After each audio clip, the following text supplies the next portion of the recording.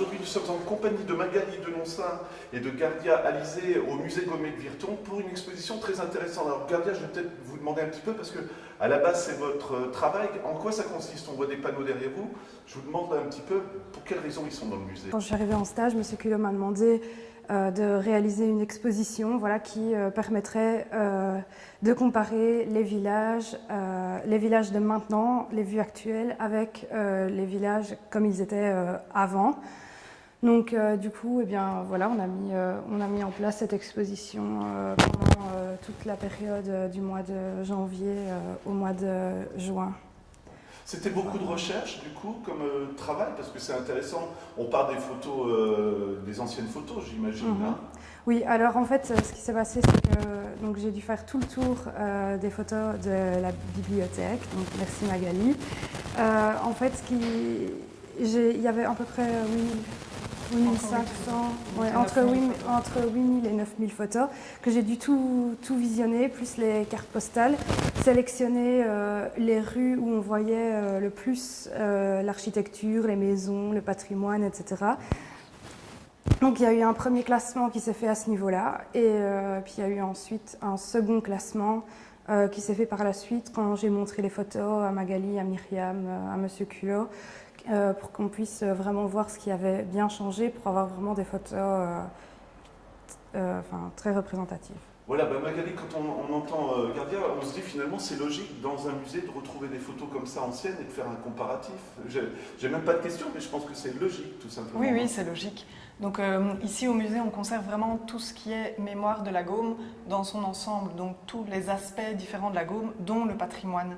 Et le patrimoine bâti est évidemment visible par des photos anciennes ou cartes postales anciennes qui sont conservées au centre de documentation du musée et qu'on voulait mettre en valeur grâce à cette exposition. Donc le centre de documentation n'est pas très connu et le fait de le faire sortir de ces murs pour l'intégrer vraiment dans tout le musée permet de comprendre un petit peu ce qu'on peut y retrouver. Une question pour toutes les deux, est-ce qu'il y a eu des surprises? Je veux dire, comme vous l'expliquez, il y a sans doute des rues qui ont été complètement transformées, des choses comme ça, mais est-ce qu'il y a des curiosités qui vous ont donné envie de découvrir dans les rues actuelles maintenant? Peut-être des statues qui ont disparu, des choses comme ça, quand elles étaient installées sur des trottoirs, ou voilà. Ah oui, beaucoup de choses, notamment au niveau du lavoir à Arnoncourt. Oui. Ouais, alors là, il a été totalement remplacé par une petite statuette, simplement de Saint-Roch. Il y avait à Tintigny aussi la Fontaine au Lion, qui a été, c'est quand même c'était, comment expliquer? C'était quelque chose qui a touché la population quand même, donc du coup, j'ai voulu le mettre en avant également. Et dans les villages, il y a eu quelques petites choses comme ça. Et ça aussi, ils ont été là beaucoup pour m'aider à sélectionner. On a fait un peu le tour des bâtiments qui avaient disparu pour être sûr de bien mettre l'accent là-dessus, pour bien montrer aux gens il y avait quelque chose là, maintenant il n'y en a plus. Est-ce que c'est bien, est-ce que c'est pas bien? C'est à vous de juger en fait. Question toute logique, Magali, est-ce qu'il y a un petit papier où on met ses impressions ou est-ce que vous avez peut-être rencontré des gens qui ont vécu dans le village à l'époque, qui l'a vu se transformer? Disons que les photos datent du début du XXe siècle pour la plupart, donc des gens qui ont vécu à l'époque, c'est pas possible. Autant pour moi. Mais par contre, il y a des gens qui ont vu effectivement les transformations des villages au fur et à mesure, un peu plus tard, surtout après la Deuxième Guerre. Donc on a un livre d'or au musée, donc les gens peuvent tout à fait noter leurs impressions, mais il y a aussi un concours qui est accessible au public, que tu peux peut-être expliquer aussi. Donc les gens qui viennent visiter l'exposition peuvent participer au concours. Et sur les deux panneaux, on a mis plusieurs photos pêle-mêle, avec aucune indication au niveau des villages, etc.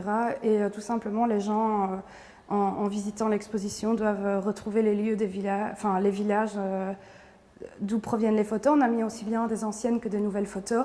Et puis après, ils peuvent se rendre à l'accueil et gagner un exemplaire de l'histoire de Virton ou rencontre avec les artistes Gaumet. C'est quand même passionnant.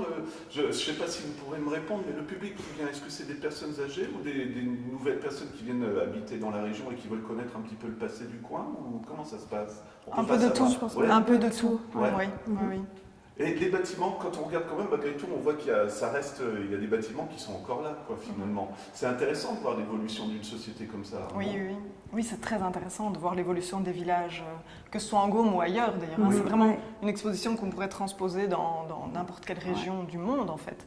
Mais c'est très intéressant pour les gens qui vivent ici. Les gens aiment bien voir la transformation du village, des bâtiments, des lieux dans lesquels ils vivent au jour le jour. Et les deux dont Alizé a parlé, les deux fontaines, notamment celle d'Arnoncourt, c'est assez symptomatique. C'était important, en Ouais, fait, c'est ça, ça. l'eau Oui, dans la région, Voilà, voilà. oui, Ouais. oui. Et ce sont vraiment deux fontaines Qui étaient auxquelles symboliques. oui, c'était Ouais, ouais, symbolique. c'est ça. Les gens y étaient attachés. Il y avait un culte important dans celle d'Arnoncourt. Donc c'est des lieux de mémoire vraiment qui changent Et et qui ont disparu, oui. qu'il faut montrer. Il faut, Voilà. faut continuer à les Pour ne à pas les montrer. oublier. Voilà. Mais je dis ça parce qu'on tourne d'autres émissions dans le cadre, nous on fait des émissions de balade et on va Ah oui. justement traîner un petit peu dans des coins comme ça et c'est vrai que des fois on passe devant un monument sans savoir ce que c'est. Oui. Est-ce que c'est un peu de fierté, je pense, pour vous aussi d'expliquer ce que les gens croisent tous les jours en allant au travail ou des choses comme ça, hein? Ben justement, je me suis fait la remarque en allant justement à l'église d'Étal, parce que je cherchais justement la date de l'ancienne église, ou alors, donc je suis rentrée dans la nouvelle église en me disant, il va peut-être y avoir un petit panneau explicatif Voilà. qui dit, voilà, cette église elle a été mise en place pour remplacer l'ancienne, elle a été détruite pour telle raison ou telle raison, et je suis arrivée dans l'église et il n'y avait rien du tout. Donc j'ai dit à ma maman qui était avec moi à ce moment-là, j'ai dit, c'est quand même fou, on est dans une église qui est neuve, qui a été remplacée par qui est là pour en remplacer une autre, et on ne connaît rien de l'autre. Il n'y a même pas de trace, même pas une petite pierre qui dit voilà, ceci est une ancienne pierre. Voilà. Enfin, de Et c'est vraiment ce que nous, ça nous de l'ancien arrive, quoi, bâtiment. tout Oui, c'est simplement, ça, voilà. Oui.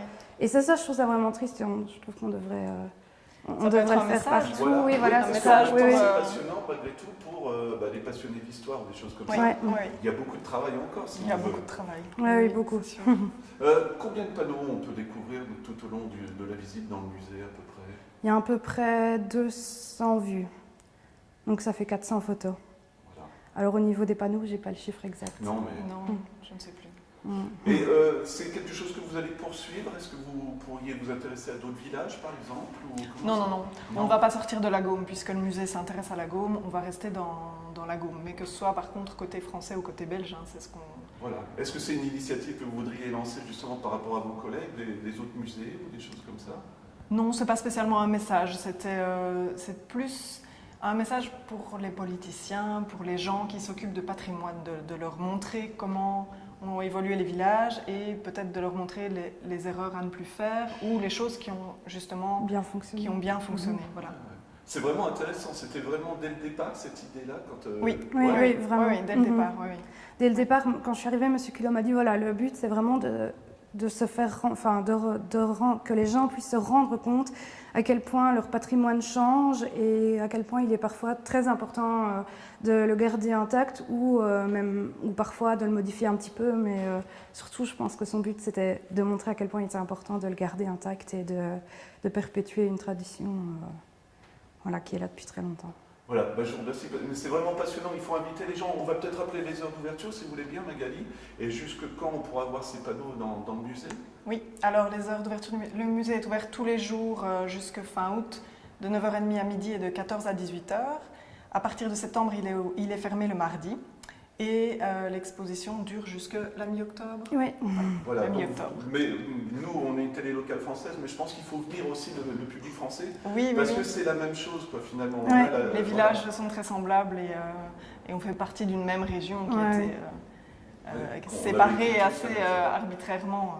Voilà. Et À vraiment, l'époque. dernière remarque, mais je trouve ça passionnant, vous m'en voudrez pas, mais Gardia, est-ce qu'il y a de la fierté d'avoir fait ça? Parce que finalement, quand on vous entend parler, on sent que ça vous a plu, quoi.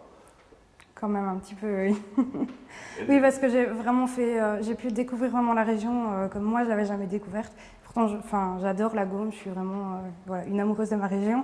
Et donc du coup, ça m'a permis d'aller visiter tous les villages, de voir vraiment des choses très différentes et c'était une expérience superbe. Oui. Voilà. Bah, Magali, encore à renouveler alors peut-être, non? Prochainement. Peut-être. Voilà. Peut-être. On a l'intention de proposer aux communes de Gaume d'exposer toutes ces photos chez elles si elles le souhaitent. Donc c'est pas terminé. Hein. Ouais. Après le mois d'octobre, il y aura encore moyen de voir les photos. Voilà, une Voilà. belle expérience, quoi. En bout de fin, Oui, je pense que oui, ça, oui. voilà. Merci beaucoup à vous. Alors. Merci à vous.